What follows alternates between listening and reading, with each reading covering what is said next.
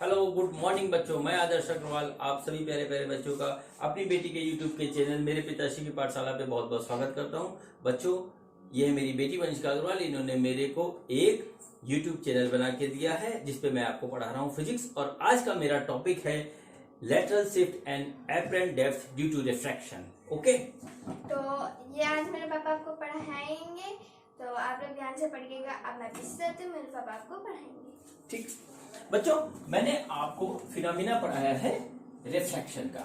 ठीक है, रिफ्रैक्शन का फिनोमिना पढ़ाया है। उसके कारण से हमारा जो होता है रिफ्रैक्शन के कारण हमारा लेटरल शिफ्ट हो जाता है इमेज की पोजीशन पे। जब मतलब ऑब्जेक्ट हमें जहां पे होता है उसके अलावा कहीं और दिखाई देता है। ठीक है, वो कैसे होता है इसको मैं आपको पढ़ाता हूं और समझाता हूं।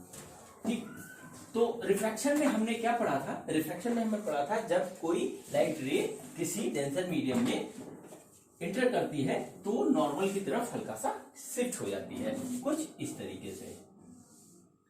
ये हमारी बाउंड्री हो गई। ठीक, ये एक लाइट रे इंसिडेंट हो रही है इस तरीके से, और ये नॉर्मल की तरफ थोड़ा सा शिफ्ट हो जाती है और फिर इस तरीके से आई एंगल पे निकल जाती है। ठीक, ये एंगल आई है, ये एंगल आर है। देख लीजिए सब चीज। इस पॉइंट को हम ए मान लेते हैं, इस पॉइंट को हम मान लेते हैं बी। अब क्या चीज है लेटरल शिफ्ट, पहले मैं आपको बताता हूं। लेटरल शिफ्ट बच्चों क्या होता है? देखिए, जैसे कि ये लाइट रे ऐसे आ रही थी, इस तरीके से आ रही थी, और ये इस पाथ पे जा रही थी, ऐसे ऐसे ऐसे ऐसे ऐसे ऐसे ऐसे ऐसे ऐसे करके इधर जा रही थी। ठीक, ऐसे जा रही थी।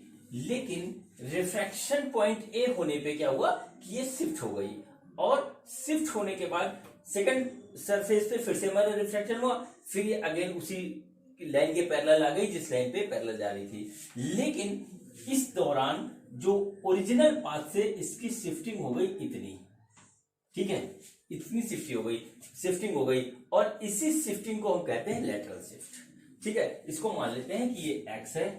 ठीक, और ये पॉइंट हमारा सी है, और यदि इसको पूरी तरीके से हम इस तरीके से पूरा यहां पे मिला दें तो इस पॉइंट को हम मान लेते हैं बी। ठीक, अब देखिए हमको क्या क्या चीजें इसमें गिवन है जो हमें पता है। ये हमारा जो है ग्लास स्लैब है जिसकी थिकनेस हमें पता है। सपोज करते हैं इसकी थिकनेस हमको दे रखी है टी, और इसका रिफ्रैक्टिव इंडेक्स है म्यू। ठीक है, इसको हम ग्लास मान लेते हैं कि ये ग्लास है, और इधर हमारा जो मीडियम है वो एयर है। ठीक, अब हमारा जो शिफ्ट हुआ है वो एक्स हुआ, और यही एक्स हमको निकालना है। तो हम सबसे पहले क्या करते हैं, यहां पर देखिए हमारा फिनोमिना लगाते हैं i divided by sine r is equal to mu. ये हमको पता है, इसको हमने इस तरीके से लिख लिया अपने सहूलियत के लिए। अब देखिए यहाँ पे दो ट्राइंगल हमारे बन रहे हैं, और उस ट्राइंगल की प्रॉपर्टी को यूज करके हम निकालेंगे एक्स लेटरल शिफ्ट। तो देखिए ये वाला एंगल बच्चों हो जाएगा i minus r. I minus r, ये एंगल पूरा आई था और ये हो गया आर। ठीक, और ये वाला एंगल हमारा है आर, ये हो गया एडी एबी। अब देखिए यहाँ पे दो ट्राइंगल बन रहे हैं, right angle triangle A D B. सबसे पहले हम देखते हैं ट्राइंगल ए डी बी, और दूसरा ट्राइंगल बन रहा है ए सी बी। दूसरा हमारा ट्राइंगल हो गया ए सी बी। ठीक, अब देखिए एक एक ट्राइंगल में हम जो है ट्राइंगल की प्रॉपर्टी लगाते हैं, और पहले हम इस वाले ट्राइंगल में ट्राइंगल की प्रॉपर्टी निकालते हैं, और इस वाले एंगल को लेते हैं cos r is equal to क्या होगा, बेस अपॉन हाइपोटेन्यूज। बेस हमारा आ रहा है A D divided by A B. ठीक, A D divided by A B, और देखिए ए बी कितना है, यहां से आ गया हमारा, ये आ गया A D divided by cos r. ठीक, ए डी हमारा क्या है, थिकनेस ऑफ स्लैब है, इसको मैं लिख देते हैं t divided by cos r. ठीक है बच्चों, अब ट्रायंगल एसीबी में हम ट्रायंगल की प्रॉपर्टी लगाते हैं। तो ट्रायंगल एसीबी में जो हमारी ट्रायंगल की प्रॉपर्टी लग रही है तो उससे जो आ रहा है हमारा sine i minus r is equal to x, जो हमें निकालना है, जो लेटरल शिफ्ट है हमारा, x divided by A B. ठीक, और यहां से जब हम ए बी को कैलकुलेट करेंगे तो ए बी हमारा आ जाएगा x divided by sine i minus r. ये आ गया इस तरीके से। अब देखिए यदि इसको और इसको कंपेयर करें तो दोनों इक्वल है, ये भी ए बी है, ये भी ए बी है, तो हम दोनों को कंपेयर करते हैं तो ये आ जाएगा, इसको नंबर 1 डाल लेते हैं और इसको नंबर 2 डाल लें, तो 1 और 2 के हिसाब से क्या हो जाएगा, x upon sine i minus r is equal to t upon cos r. ठीक, टी अपॉन कॉस आर। और यहां से जब हम निकालेंगे तो x जो कि लेटरल शिफ्ट है ये आ रहा है t upon cos r sine i minus r. ठीक, ये देखिए इस तरीके से बात आ गई। ये क्या है, ये x है, ये वो x है जो यहां से इतना शिफ्ट हो गया ड्यू टू रिफ्लेक्शन। ठीक, अब देखिए ये वाला x जो है डायरेक्टली हमारे प्रोपोर्शनल आ रहा है, ठीक है, यानी कि ये स्लैब या लिक्विड कॉलम या जो कुछ भी है जितना ज्यादा होगा उतना ज्यादा हमारा शिफ्ट इसकी तरफ से बढ़ेगा।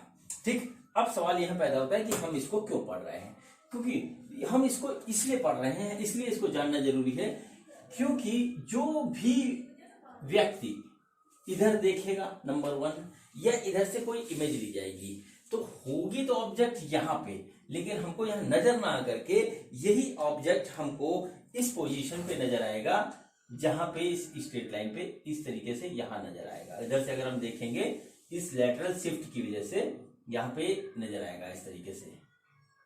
ठीक, और ये कितना शिफ्ट हो रहा है ये हमको जानने के लिए हम ही इसको निकालते हैं। ठीक है, इसका जो सबसे बड़ा यूज होता है वो यूज तब होता है जब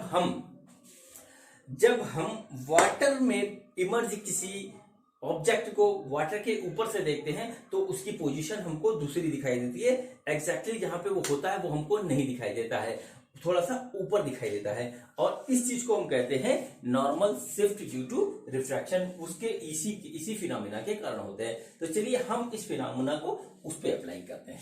ठीक बच्चों, देखिए ये एक हमारा वाटर का एक टैंक है इस तरीके से है? और इसमें इस लेवल तक पानी भरा हुआ है। इसकी पानी की डेप्थ हमारी है डी, पानी की डेप्थ हमारी है डी। ठीक, अब जो है यहां पे एक ऑब्जेक्ट रखा हुआ है। ठीक, ये ऑब्जेक्ट हमारे यहां पे इस तरीके से रखा हुआ है और ये ऑब्जेक्ट को हम यहां से देख रहे हैं, इस तरीके से हमको ये देख रहे हैं। यहां पे ये देखिए आई बनी हुई है, ये यहां पे हम देख रहे हैं। ठीक है, अब क्या होता है कि हमको ये यहां दिखाई देना चाहिए, सीधे सीधे ऐसे दिखाई देना चाहिए, लेकिन ये इस पोजीशन पे ना दिखाई दे करके यहां से थोड़ा सा ऊपर दिखाई देता है। क्यों दिखाई देता है वो मैं आपको समझाता हूं। देखिए ये यहां पे एक रे ऑफ लाइट ऐसे गई,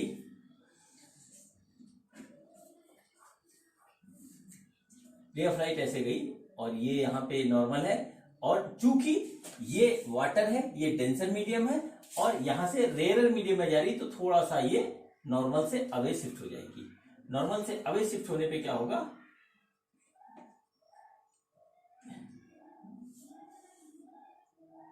इसका जो फाइनल इमेज बनेगा वो इस पोजीशन पे बनेगा और हमको यहां से देखने पे ये ऑब्जेक्ट यहां पे दिखाई देगा जब हम इसको ऊपर से इस तरीके से देखेंगे।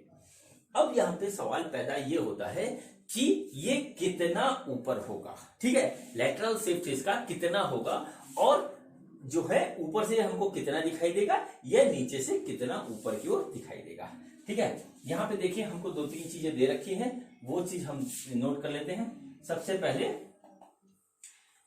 जो है यहाँ पे कुछ पॉइंट मान लें, ये हमारा ए हो गया, ये वाला पॉइंट हमारा हो गया बी, ये एंगल हो गया आर, ये एंगल है हमारा आई, ठीक। ये इमेज पोजीशन है, ये ऑब्जेक्ट पोजीशन है। और भी कुछ बचा? देखिए अब ये एंगल आर है तो जियोमेट्री लगा के देख लीजिएगा, ये भी आर होगा और ये भी आपका ये वाला एंगल होगा आई। देखिए कोरस्पॉन्डिंग एंगल है, आई होगा और ये पैरेलल लाइन पे एक ये रे जा रही है, ये वाला आर होगा, ठीक है। सपोज करते हैं ये है वाटर, ठीक। वाटर में क्या होगा कि इसका हमको रिफ्रैक्टिव इंडेक्स दे रखा है, refractive index of water with respect to a, ये हमको दे रखा है। सपोज कर लीजिए इसको हम इस तरीके से लिख सकते हैं, refractive index of water with respect to air is mu, ऐसे दे रखा हमको यहाँ पे, ठीक। ये लाइट रे इधर जा रही है, ये इधर निकल रही है, इसमें हो गया। अब बच्चों मैं यहाँ पे आपसे सबसे पहले बात करूंगा रिफ्रैक्टिव इंडेक्स के बारे में। देखिए रिफ्रैक्टिव इंडेक्स का कंसेप्ट बहुत इजी है, इसको हल्के में लेकर पढ़ा जाता है, इससे गलतियां होना स्टार्ट हो जाती है।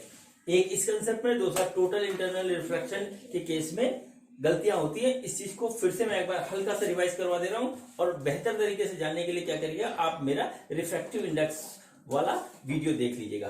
देखिए यहाँ पे क्या हो रहा है, यहाँ पे हो ये रहा है कि वाटर से रे बाहर जा रही है, यानी कि डेंसर मीडियम से रेयर मीडियम में जा रही है। हमने जब रिफ्रैक्टिव इंडेक्स का कंसेप्ट आपको पढ़ाया था तो आपको ये बताया था इस तरीके से कि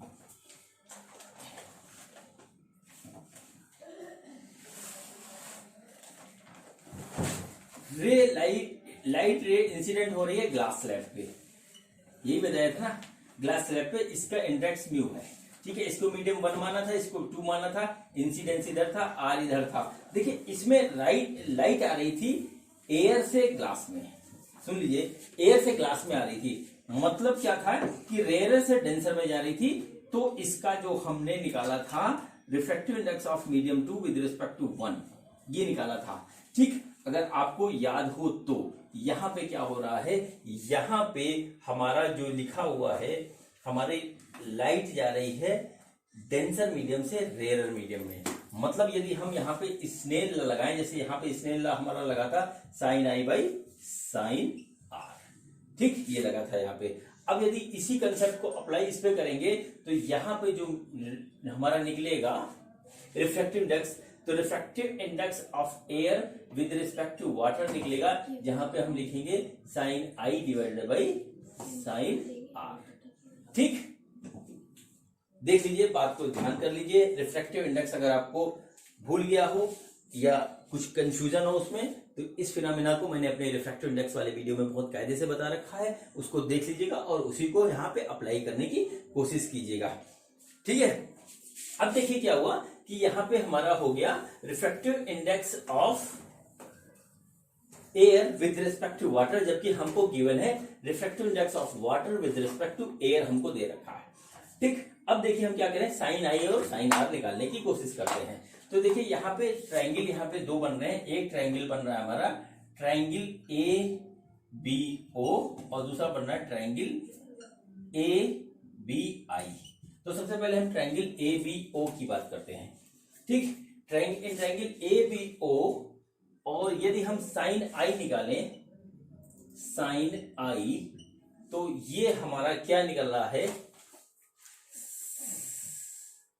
साइन आई आ रहा है हमारा A B divided by B O, ठीक। ये आ गया साइन आई, छोटा आई बना दूं, साइन आई हो गया।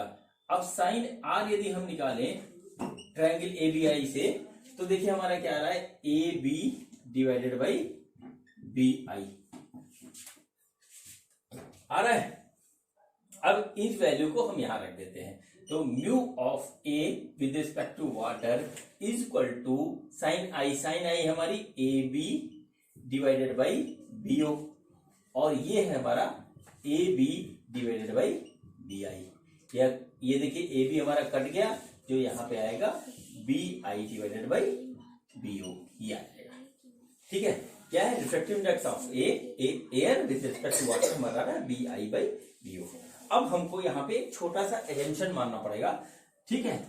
साइंस में, फिजिक्स में खासतौर से थोड़े बहुत एजम्पशन हमको लेने पड़ते हैं कई चैप्टरों में, और खासतौर से ऑप्टिक्स में ज्यादा, ठीक है। हम इसको देख रहे हैं यहाँ पे, ठीक, हमने इस पॉइंट ए को बी में थोड़ा सा दूर बनाया हुआ है। इन प्रैक्टिस, रियल प्रैक्टिस में ए और बी काफी क्लोज होंगे, ठीक, ए और बी काफी क्लोज होंगे, तो इसलिए जो है BI लगभग लगभग बराबर होगा AI के, और BO लगभग लगभग बराबर होगा AO के, ठीक है, AO के। ऐसा एजम्पशन हमने मांगा है, तो इसलिए हम यहां पे लिख सकते हैं refractive index of air with respect to water is equal to AI divided by AO, ठीक। देख लीजिए इस कंसेप्ट को बहुत कायदे से देख लीजिए। अब मैं इसको यहाँ पे ऊपर लिख दे रहा हूं, बाकी चीजें मैं इरेज कर दे रहा हूं और इसको ऊपर वहां पे लिखता हूं। तो हमारा क्या आया, रिफ्रैक्टिव इंडेक्स ऑफ एयर, ये यहां पे लिखा हुआ है, refractive index of air with respect to water is equal to AI divided by AO। अब फिर से चलते हैं रिफ्रैक्टिव इंडेक्स वाले चैप्टर में। रिफ्रैक्टिव इंडेक्स वाले चैप्टर में मैंने आपको एक बात बताई थी कि refractive index of medium 2 with respect to medium 1 is equal to 1 upon refractive index of medium 1 with respect to 2, ये होता है। अगर आपको याद है तो बहुत अच्छी बात है, इस पे प्रैक्टिस करिएगा, और यदि आप थोड़ा बहुत भूल गए हैं तो फिर से एक बार वो वीडियो देख करके और फिर जो है उसके सवाल लगा लीजिए, आपको सारी बात याद आ जाएगी। देखिए पूरी ऑप्टिक्स में आपको कमांड बनाने के लिए रिफ्रैक्टिव इंडेक्स का कंसेप्ट बिल्कुल क्लियर होना चाहिए, क्योंकि यहीं पे आकर के नीट में, IIT में और बोर्ड के एग्जाम में घुमा देता है। क्या करता है कि पूरा पूरा कहेगा, एकदम से होगा कि हमने एयर में एक एक्सपेरिमेंट किया और उसको पूरा पूरा यदि वाटर में करेंगे तो क्या रिजल्ट आएगा। वहां पे होता कुछ नहीं है, जो रिफ्रैक्टिव इंडेक्स है वो बदल जाता है और रिजल्ट बदल जाते हैं। चलिए जब आगे आएगा तो हम बात करेंगे। यहाँ पे देखिए हमने बिना फिनोमेना बनाया था, जब refractive index of medium 2 with respect to 1 is 1 upon refractive index of medium 1 with respect to medium 2, ठीक है।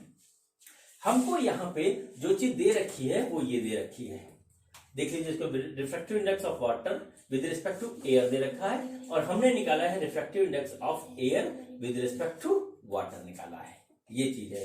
तो इस चीज से, इस तरीके से हम यदि यहां देखना चाहें तो हम इसको इस तरीके से लिख सकते हैं 1 upon refractive index of water with respect to air is AO, नहीं यही रहेगा, AI डिवाइडेड बाई AO। अब यदि इसको रिवर्स करें तो refractive index of water with respect to air is equal to AO by AI, ठीक, ये आ गया। अब देखिए बात को सुनिए और समझिए, AO क्या चीज है। AO ये है, AO यहां से यहां तक है, ये क्या हो गया हमारा, ये हो गया ऑब्जेक्ट डेप्थ, ठीक है, ये क्या हो गया ऑब्जेक्ट डेप्थ, और ये है इमेज डेप्थ, ठीक। AI क्या है, AI है इमेज डेप्थ। अब क्या होगा, ऊपर से देखने पे हमको ऑब्जेक्ट यहां पे दिखाई देगा, जबकि एक्चुअल में वो यहां पे है, और यही हो गया शिफ्ट। इस डेप्थ को, जो इमेज की डेप्थ होती है, हम बोलते हैं एपरेंट डेप्थ, ठीक है, इसको हम एपरेंट डेप्थ भी बोलते हैं। तो हमारा ये क्या हो गया, mu of water with respect to air is equal to object depth, ये इसको हम रियल डेप्थ बोल रहे हैं। ऑब्जेक्ट डेप्थ जो है हमारी रियल है, जहां पे वो रखा हुआ है, ठीक है, क्या होगा, real depth divided by apparent depth, apparent depth, ये हमारा आ गया, ठीक, ये आ गया। इस तरीके से हम क्या निकाल रहे थे, यहां पे हम निकाल रहे थे एपरेंट डेप्थ, ठीक। तो एपरेंट डेप्थ हम निकाल रहे थे ऑब्जेक्ट की, जो हमको दिखाई दे रही है। तो इसको अगर हम देखेंगे तो जो आ रहा है वो ये है कि apparent depth is equal to real depth divided by, देखिए इसको हम इधर ले आ रहे हैं, इसको नीचे ले रहे हैं, ये आ गया refractive index of water with respect to air, यानी कि ये हुआ real depth divided by refractive index. ठीक है, इसको हम इस तरीके से भी कर सकते हैं, रियल डेप्थ कितनी है, ये है डी, और रिफ्रैक्टिव इंडेक्स कितना दे रखा है, वो म्यू दे रखा है। ठीक, अब क्या होता है बच्चों, कभी यहाँ वाटर होगा, कभी पेट्रोल होगा, कभी ग्लिसरीन होगा, कभी ग्लास स्लैब होगा, कोई भी डेंसर मीडियम आपको दे रखा होगा, उसका जो होगा उस तरीके से हम निकाल लेंगे। ये हमारा आ गया एपरेंट डेप्थ। ठीक है, एपरेंट डेप्थ। ठीक, अब देखिए इसमें एक तो बात हुई ये, एक दूसरी बात और पूछी जाती है, वो आप जान लीजिए। उसमें क्या पूछा जाता है, उसमें ये पूछा जाता है कि जब हमने ऊपर से देखा तो नीचे से हमको कितना ऊंचा दिखाई देगा। एक बार पूछा जाता है जब हमने ऊपर से देखा तो ऊपर से हमको किस गहराई पे दिखाई देगा, उस दूसरे में पूछा जाता है कि वो नीचे से कितना ऊंचा दिखाई देगा। ठीक है, तो उसको बोलते हैं हम नॉर्मल शिफ्ट, मतलब ऊपर की ओर शिफ्ट हो गया। तो नॉर्मल शिफ्ट जो होता है, नॉर्मल शिफ्ट, उसको बोलते हैं नॉर्मल शिफ्ट। नॉर्मल शिफ्ट होता है, वो होता है real depth minus apparent depth. ठीक, मतलब पूरे में से इतना इतना हिस्सा घटा देंगे तो ये हमारा शिफ्ट निकल आएगा कि इतना है। तो देखिए रियल डेप्थ हमारी क्या थी, डी, और शिफ्ट हमारा कितना हुआ, एपरेंट डेप्थ हमारी कितनी थी, डी बाई म्यू। तो निकल के हमारा कितना है normal shift, 1 minus 1 upon mu. ये हमारा आ गया। इन दोनों चीजों को आप कर लीजिए नोट, इन दोनों चीजों को आप कर लीजिए नोट। ये हो गया हमारा एपरेंट डेप्थ जब हम ऊपर से देखेंगे, और जब ये है, ये जब हम नीचे से पूछा जाएगा कितना शिफ्ट हुआ, तो ये इस तरीके से हमारा आ जाएगा कि ये इतना शिफ्ट हो गया। ठीक है, ये पूरा कंसेप्ट था हमारा, लेटरल शिफ्ट का, एपरेंट डेप्थ का और नॉर्मल शिफ्ट का। ठीक है, बहुत इसको ध्यान से देख लीजिएगा, इस पे काफी घुमा के भी क्वेश्चन आते हैं। अभी मैं एक दो को क्वेश्चन करवाऊंगा आपको। चलिए अब शुरू करते हैं इसके सवाल।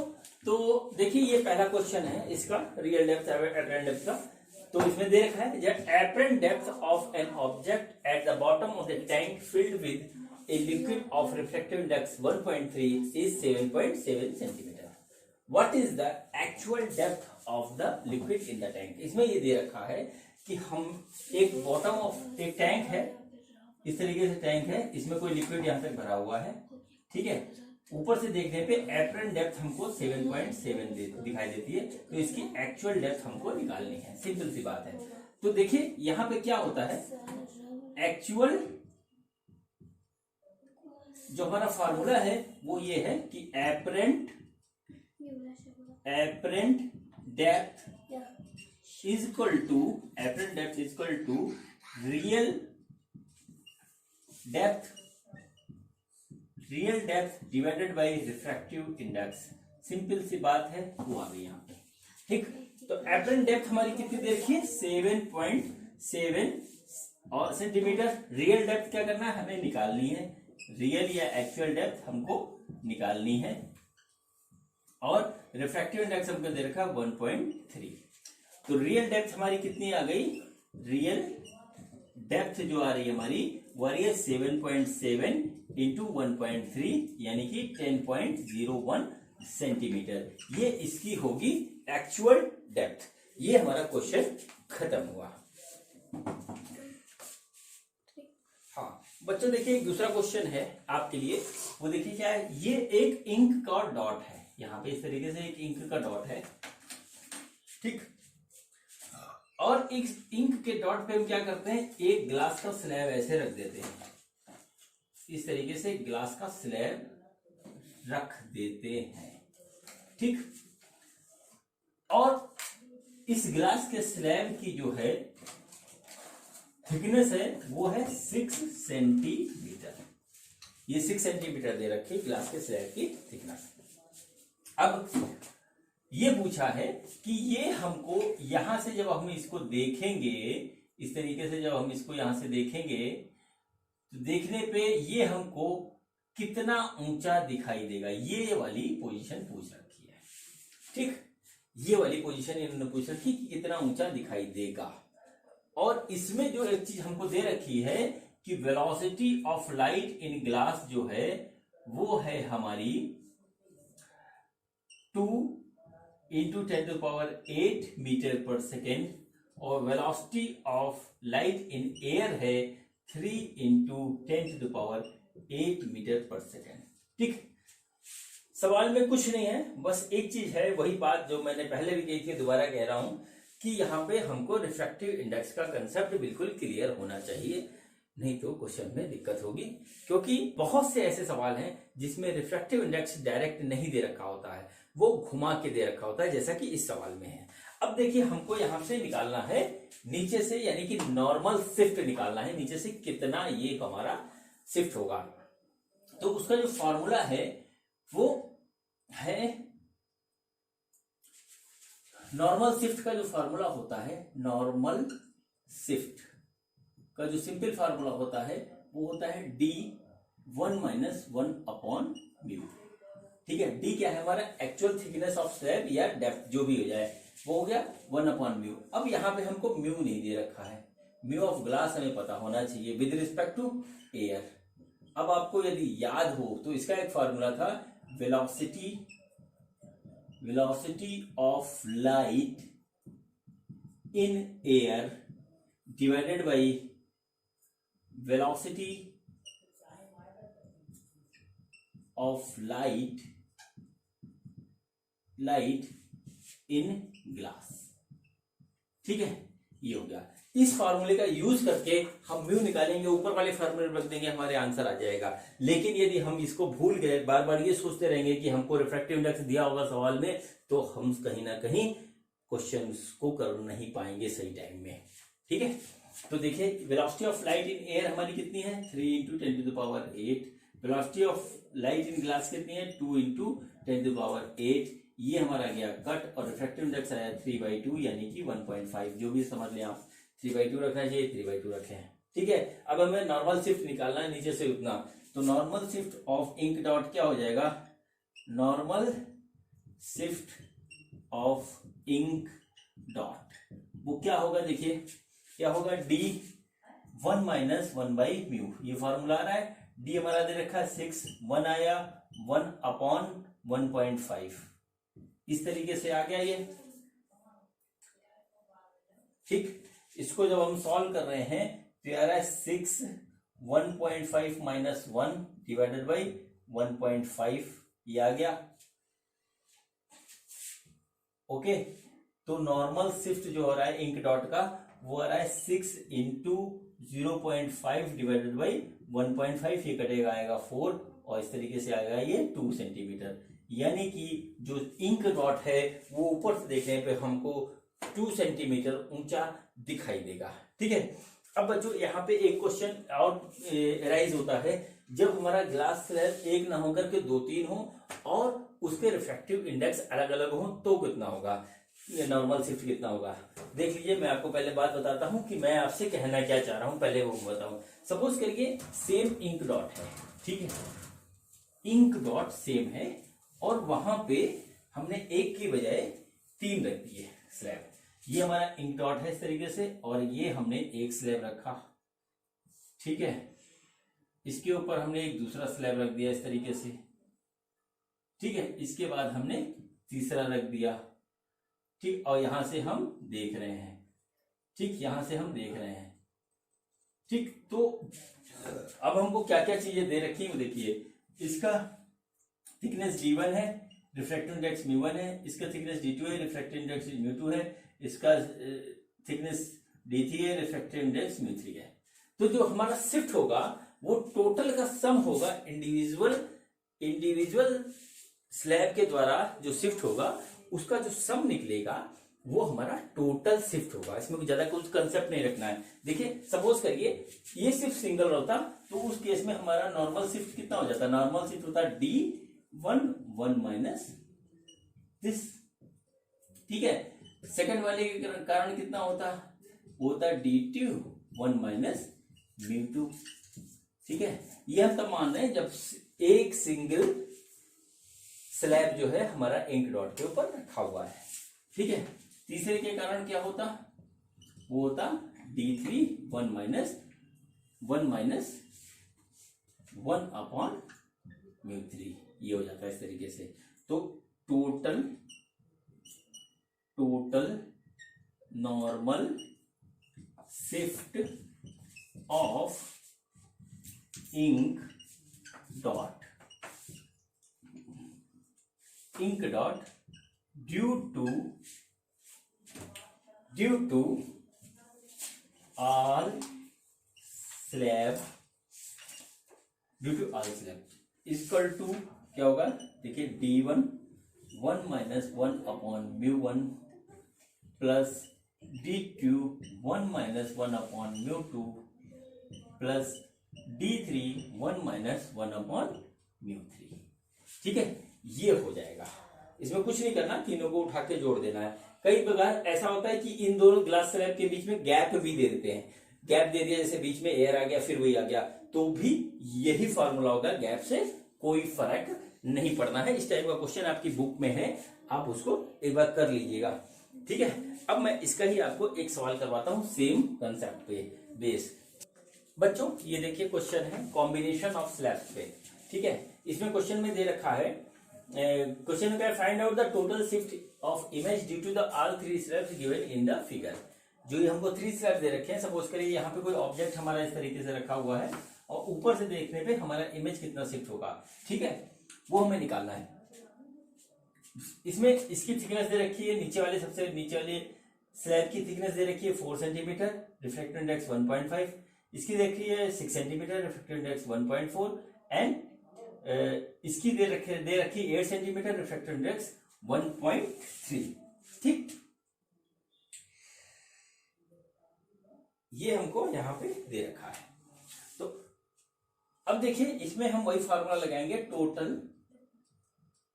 टोटल नॉर्मल शिफ्ट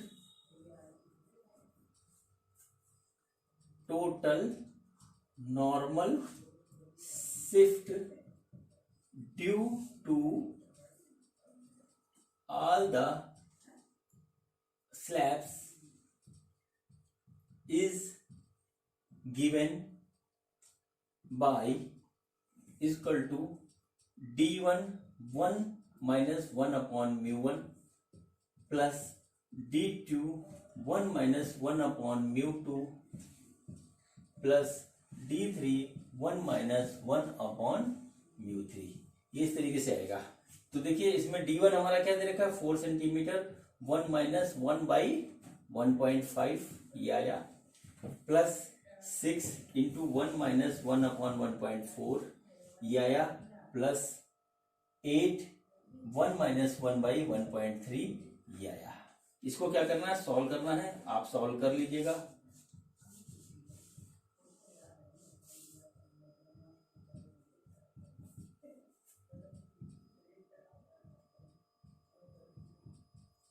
ठीक, ये आएगा, ये जो भी कैलकुलेट होकर के आ जाए ये फाइनल आंसर इसका होगा। ठीक है, अब बच्चों मैं आपको थोड़ा सा हायर लेवल के क्वेश्चन करवाता हूं जो इसी कंसेप्ट पे आते हैं और काफी टिपिकल होते हैं। ये तो मैंने अभी बच्चों वाले सवाल आपको करवाए थे। उसमें आपको एक हमारा ये ग्लास का इस तरीके से क्यूब है। ठीक है, क्यूब का साइड जो है वो है 210 सेंटीमीटर, ये दे रखा है हमको। ठीक, इसमें यहां पर कोई एक एयर बबल फंसा हुआ है, एयर बबल है, और उसको जब हम ये हमारा इसके 2 साइड हैं, एक हम ले लेते हैं फेज 2 और ये हमारा है फेज 1। ठीक, जब हम इस साइड से इस डॉट को देखते हैं तो वो हमको यहां से दिखाई देता है 40 सेंटीमीटर पे। ठीक, और जब हम इस डॉट को यहां से देखते हैं तो वो हमको दिखाई देता है 100 सेंटीमीटर पे। ठीक, ये यहां पे 2 चीजें हमको दे रखी है। ठीक है, क्वेश्चन को आप फिर से सुन लीजिए। एक हमारे पास ग्लास का क्यूब है जिसका रिफ्रैक्टिव इंडेक्स म्यू है, उसका साइड, क्यूब का साइड की लेंथ है हमारी 210 सेंटीमीटर। इस क्यूब के अंदर एक एयर बबल है, इस पोजीशन पे, किसी पोजीशन पे है उसको जब हम एक साइड से देखते हैं तो वो एयर बबल हमको 40 सेंटीमीटर पे दिखाई देता है, और उसके अपोजिट साइड से देखते हैं तो वही एयर बबल हमको 100 सेंटीमीटर पे दिखाई देता है। तो हमसे जो पूछा है वो दो चीजें यहाँ पे पूछ रखी है, एक तो actual position of air bubble. सबसे पहली बात तो ये कहां पे है, नंबर 1। नंबर 2 हमारा पूछा है refractive index of material of Q. ये दो चीज इसमें पूछ रखी है। अब ये कैसे करेंगे, थोड़ा सा क्वेश्चन का लेवल हाई हुआ है, ठीक। अब सपोज कर लेते हैं, इसको करने के लिए क्या करते हैं कि सपोज करते हैं कि ये यहां से एक साइड से हमारे पास x डिस्टेंस पे है, तो दूसरे साइड से हमारा 210 माइनस x डिस्टेंस पे आएगा, ठीक। ये हो गई बात। अब हम इस साइड से सबसे पहले इसमें लगाते हैं कि क्या होगा फेस 1 से, फेस 2 से सबसे पहले हम देखते हैं। फेस 2 से जब हम इसको देख रहे हैं तो हमको जो फील होगा एपरेंट डेप्थ जो हमको फील हो रही है वो है real divided by refractive index, ठीक है। तो एपरेंट डेप्थ उधर से कितनी हमारी 40 सेंटीमीटर, और रियल जो है हमारी वो है 210 minus x divided by refractive index. ये आ गया हमारा म्यू, यानी यहां से हम देखें तो mu is equal to 210 minus x divided by 40, ये आ रहा है, ठीक। अब फेस 2 से जब हम इसको देख रहे हैं, फेस 2 से देख चुके हैं, फेस 1 से देख रहे हैं। फेस 1 से देख रहे हैं तो देखिए हमारा क्या आ रहा है एपरेंट डेप्थ, ये आ रहा है हमारा real depth divided by refractive index, ठीक है। एपरेंट डेप्थ हमारी कितनी है 100 है, रियल डेप्थ कितनी है हमारी वो है x, और रिफ्रैक्टिव इंडेक्स कितना है म्यू। यहां से हम रिफ्रैक्टिव इंडेक्स निकाल रहे हैं तो x डिवाइडेड बाई 100 आ रहा है। ये हमारा इक्वेशन 1 हो गया, इक्वेशन 2 हो गया।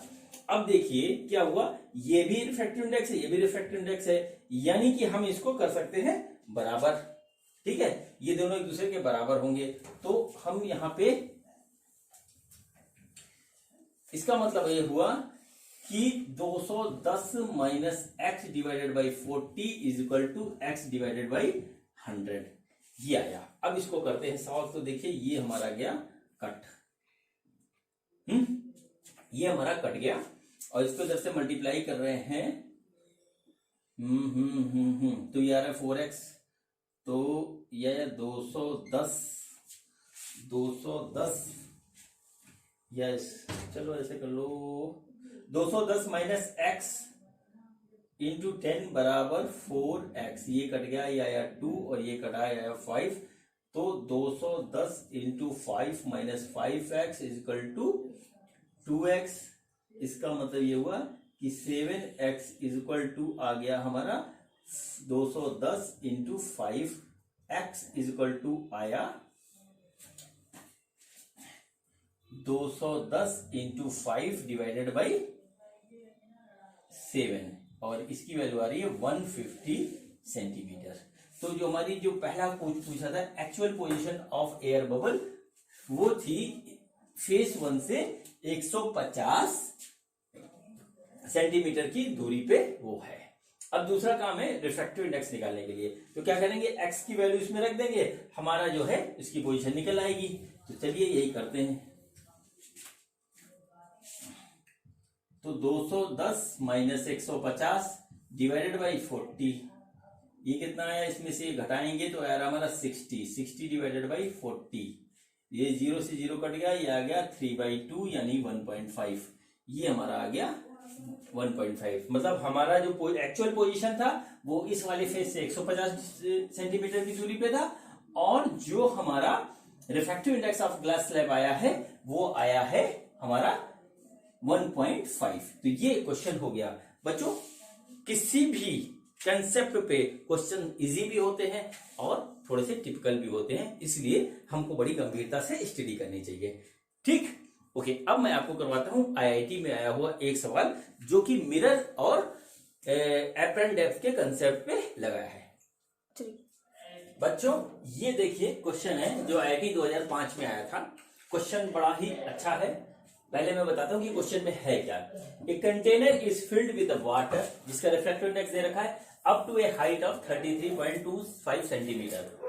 A concave mirror is placed 15 centimeter above the water level. An image of object placed at the bottom is formed 25 centimeter below the water level. Find out the focal length of mirror. ये है question. ठीक है, मैं बताता हूं question में कहे क्या रखा है। देखिए ये एक कंटेनर है, इस तरीके से एक कंटेनर है। ठीक, कंटेनर में एक लेवल तक पानी भरा है और इसकी जो जिस लेवल तक पानी भरा हुआ है ये है 33.25 सेंटीमीटर, ये डेप्थ है पानी की। ठीक, यहां पे कोई ऑब्जेक्ट रखा हुआ है इसके बॉटम पे है और यहां पे एक कॉनकेव मिरर इस तरीके से है, इसके ऊपर इन्वर्टेड मिरर है। ठीक, इस मिरर की जो डिस्टेंस है वाटर के लेवल से वो है 15 सेंटीमीटर। ठीक, ये देखिए लिखा है एक concave mirror is placed 50 centimetre above the water level. 15 centimetre पे कॉनकेव मिरर यहां पे रखा हुआ है। ठीक, अब जो ये कह रहे हैं वो ये कह रहे हैं कि इस इमेज की ये जो ऑब्जेक्ट है, ये ऑब्जेक्ट है, इसकी इमेज यहां से कुछ दूरी पे बनेगी। इमेज का मतलब ये हुआ कि इसका मिरर के द्वारा इस ऑब्जेक्ट की जो इमेज बन रही है वो यहां पे बन रही है और ये जो है यहां से 25 सेंटीमीटर है। 25 सेंटीमीटर यहां से नीचे है। ठीक, ये पूरा अरेंजमेंट यहां पे दे रखा है और जो वाटर है उसका रिफ्रैक्टिव इंडेक्स है 1.33। ठीक, तो ये पूछा है हमसे कि इस वाले मिरर की फोकल लेंथ क्या होगी। ठीक है, फिर से क्वेश्चन समझ लीजिए कि एक हमारे पास वाटर टैंक है, वाटर टैंक में जो है 33.2 सेंटीमीटर तक जो हमारा वाटर भरा हुआ है, उसके बॉटम में एक ऑब्जेक्ट है जिसका जो है हमारा कॉनकेव मिरर से रिफ्लेक्शन के थ्रू यहां पे इमेज बनता है, यहां से 25 सेंटीमीटर डेप्थ में वाटर लेवल के। तो हमें इस मिरर की फोकल लेंथ बतानी है क्या होगा। ठीक है, इस मिरर की फोकल लेंथ बतानी है क्या होगा। अब देखिए यहां पे मैं आपको एक बात बता रहा हूं, इस चीज का ध्यान रखिएगा कि क्वेश्चन को पढ़ के चाहे उसमें कुछ आपसे होए ना होए, ठीक, कुछ समझ में आए चाहे ना आए या हो जाए, तीनों कंडीशन है, इससे मतलब है कभी भी घबराना नहीं है। ठीक है, हम लोग क्या करते हैं, घबरा जाते हैं क्वेश्चन को पढ़ करके और फिर उसके बाद क्वेश्चन होता नहीं है। देखिए यहां पे मिरर मैं आपको पढ़ा चुका हूं और मैंने एपरेंट डेप्थ का कंसेप्ट अभी आपको बताया है। ये कॉम्बिनेशन है दोनों का, तो हम क्या करेंगे, 1 बाय 1 चलेंगे। ठीक है, जाहिर सी बात है कि हमारा आराम से जब क्वेश्चन में दिया है कि फोकल लेंथ निकालना है तो फोकल लेंथ फिर निकल आएगी, इसमें ऐसी कौन सी बात है कि घबरा जाए। अब देखिए करना क्या है, सबसे पहले जो एपरेंट डेप्थ होगी इसकी वो निकालनी पड़ेगी और जो एपरेंट डेप्थ होगी इस ऑब्जेक्ट की यहां पे वही ऑब्जेक्ट डिस्टेंस का काम करेगी। ठीक है, फिर ऑब्जेक्ट डिस्टेंस से हम इमेज डिस्टेंस निकाल लेंगे और हमारा फोकल लेंथ निकल आएगा। इतना इजी क्वेश्चन है ये, बस देखने में लग रहा है कठिन लेकिन है नहीं कठिन। तो देखिए यहां पे क्या होगा, हम इस ऑब्जेक्ट की एपरेंट डेप्थ निकालेंगे। तो देखिए एपरेंट डेप्थ क्या होता है, एपरेंट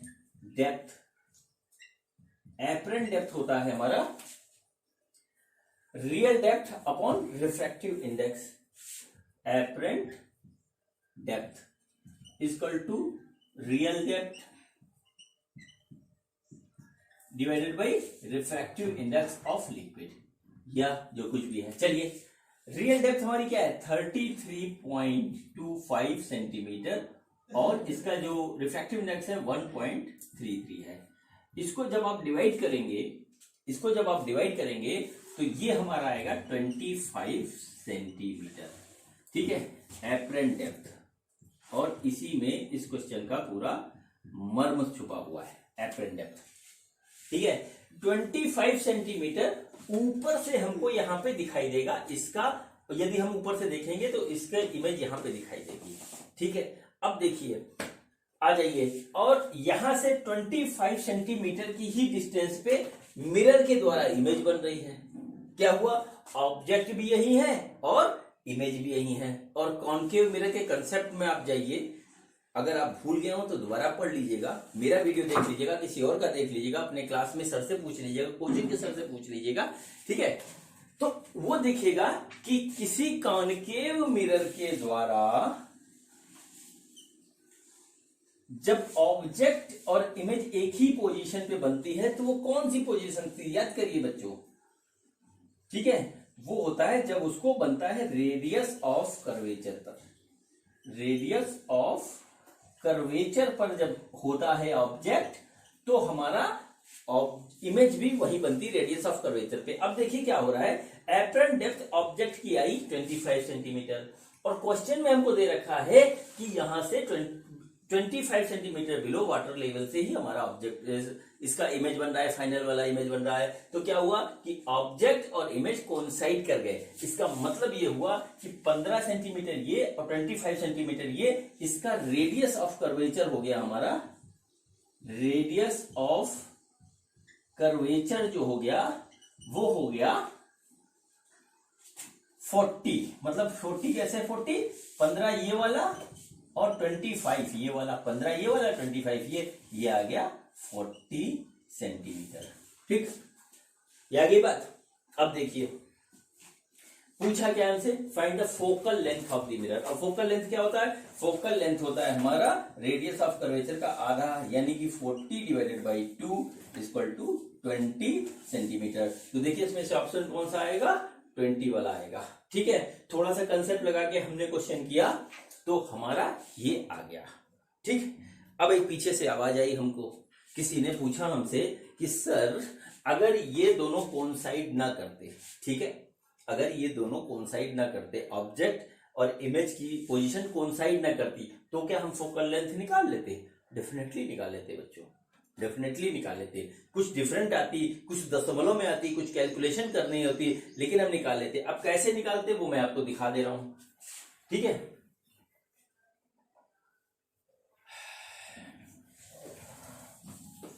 देखिए अगर कोइंसाइड नहीं करती तो हमारा u एक अलग होता, ठीक है, u अलग होता और v अलग होता, यही कंडीशन बनती ना। और दोनों पोजीशन हमको पता लग जाती। u हम कैसे निकालते, u हम निकालते उससे क्या कहते हैं, u हम निकालते एपरेंट डेप्थ से। जो एपरेंट डेप्थ आता वो हमारा काम करता u का, एपरेंट डेप्थ, ठीक है, एपरेंट डेप्थ और ये डिस्टेंस प्लस 15 ये हमारा काम करता है u का। और v हमको क्वेश्चन में दे रखा है, गिवन होता, ठीक है, v गिवन होता तो आप सिंपल ये फॉर्मूला लगा देते, ठीक, और निकाल लेते, नहीं प्रॉपर साइन के साथ निकल जाता कि नहीं निकल जाता, ठीक है। देखिए इसमें क्या है कि इस वाले सेक्शन में एपरेंट डेप्थ का कंसेप्ट लगाना है और इस वाले सेक्शन में मिरर का कंसेप्ट निकालना है, तो हमारा जो है वो क्वेश्चन आराम से हो जाएगा, ठीक है। तो ये था मेरा आज का पूरा वीडियो एपरेंट डेप्थ और लैटरल शिफ्ट के। तो बच्चों आज का वीडियो खत्म करने का मैं आपसे इजाजत चाहूंगा और अपनी बेटी से भी इजाजत चाहूंगा, और आगे का कंसेप्ट पढ़ने के लिए आप मेरे वीडियो देखते रहिए। Thank you. आज मेरे पापा ने आपको पढ़ाया, मुझे उम्मीद है आप सभी को सब कुछ समझ में आया होगा। नेक्स्ट वीडियो देखना नहीं भूलेगा। मिलते हैं नेक्स्ट वीडियो में।